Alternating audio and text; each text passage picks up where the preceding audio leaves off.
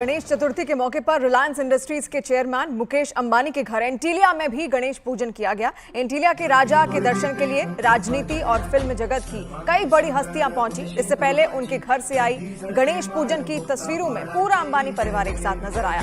शाम को हुए कार्यक्रम में रिलायंस फाउंडेशन की चेयरपर्सन नीता अंबानी अपनी दोनों बहुओं के साथ नजर आई। इसके अलावा फिल्म और राजनीति जगत की कई बड़ी हस्तियां भी दिखाई दी। इनमें महाराष्ट्र के पूर्व सीएम उद्धव ठाकरे और उनके बेटे आदित्य ठाकरे भी शामिल रहे। इनके अलावा हेमा मालिनी और उनकी बेटी ईशा देओल, अनिल कपूर और पूर्व क्रिकेटर जहीर खान भी शामिल हुए। माधुरी दीक्षित, रोहित शेट्टी, अजय देवगन, जितेंद्र, एकता कपूर, भाग्यश्री, सुनील शेट्टी और अनु मलिक समेत कई बड़ी हस्तियां भी वहां पहुंची।